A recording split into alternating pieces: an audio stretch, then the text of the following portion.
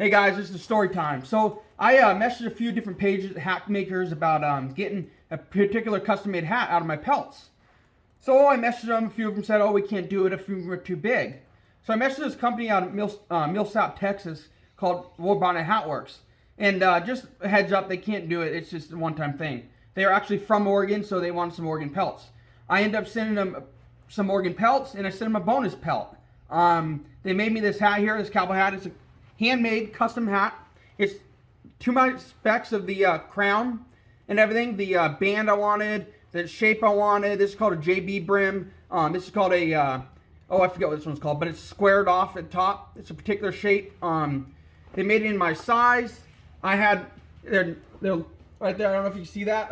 Their names there. War Bonnet Hat Works. My name's over here. It says handmade 20X, custom made for Anthonyrubeooutdoors. It is a very cool hat.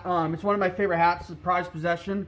So if you guys think, oh, trading's dead, the tradition of trading, it's not. You just got to go after it. So if you want something, go after it. I went on Facebook, started messaging them, and they finally said, yeah, you know what? How many pelts you got? What do you want? Maybe we're going to trade something. And I was like, well, I got a couple beaver pelts, prime beaver pelts, no holes, no cut marks, no nothing. It's not damaged.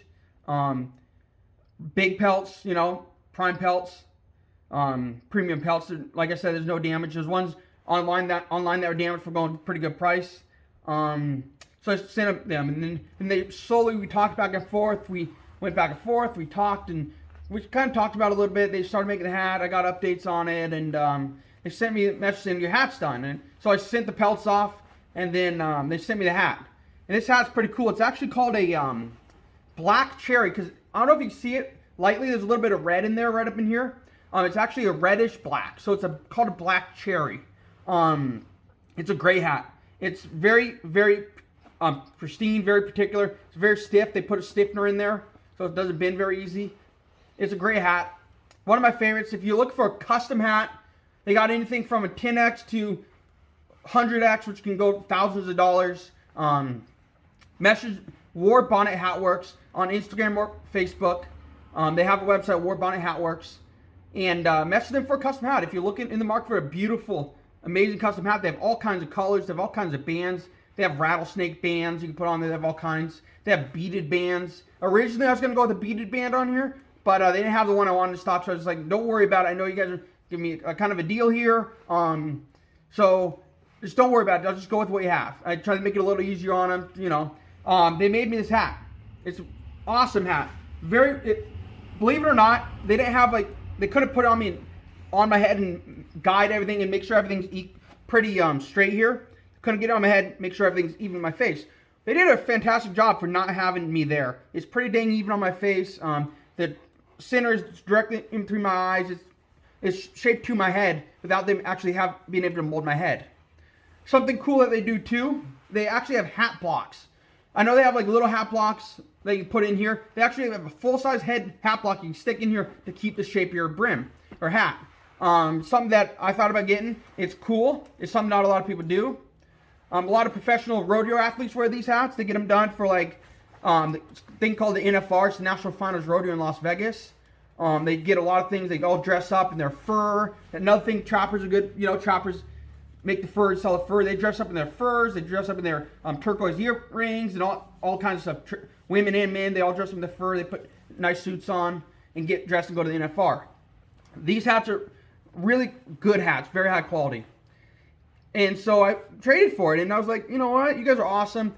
And I didn't say they had to use my photos in their website or anything, but on their Facebook, when you see a hat sitting on some fur, kind of on the base where the hat's sitting, those are my furs. So it's kind of cool if I go on there and be like, wow, those are my furs. That's kind of cool. Somebody's using my furs.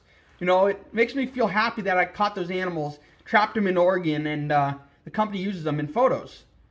It's kind of cool. So there's an aspect of something you can do with the furs. If you message other hat makers, potentially get a hat made. You could message photography companies, sell photography companies your tan furs. A few different routes you can go. I know green furs, when you skin them and then freeze them, they don't go for a lot right now. But a lot of the pelts that I'm selling, beaver pelts, are going for $125 to $150 tanned and sold. And that's to farmers that I trap on, people they know, people that come in and see us bring the beavers out. So word of mouth goes around. So that's the way you sell your furs. And this is just what I did with these. I didn't sell them, I traded them, which is good enough for me because the hat's a great hat. I was looking for a custom hat, I was looking for this color. Great, I was looking for something else. I have 4 or 5 of these hats from different manufacturers. But this hat was a custom and it's my pride and joy and I love it. You might see me out there on the trap line this year wearing it. I'm going to have to film my phone a little bit. It's going to be kind of difficult. I don't have a lot of the GoPros yet, so you got to bear with me for the first year. The second year, I'll get some money, get some stuff together, get some GoPros put on me, put on my head to do some trapping stuff. So, yeah, it's just kind of a cool story that I thought I'd tell you. If you're interested in looking at War Bounty, how it works, they have, like I said, they have the website, they have Instagram, Facebook. They are very friendly people. They're actually, like I said, originally from Oregon. So I think that had a lot to do with, I actually said, you guys take pelts? And they're like, well, you know, we don't normally do, but where are they from, this and that, and I said from Oregon. They're like, yeah, cool, we actually grew up in Oregon, and Dan's the guy's name. Kind of cool. So if you're looking for stuff like that, there's a few routes. Photography businesses. A lot of photographers are looking for fur to put the men in, to make them look a certain way. Go about going to the fur industry, or not the fur industry, but the photography industry. Different people will buy your furs. Hope you like that. There will be a video coming out on my trapping jacket here that I wore just a t-shirt in. I wore this just a t-shirt, and I walked around, and it got a little I almost overheated, and it was like in the 30s.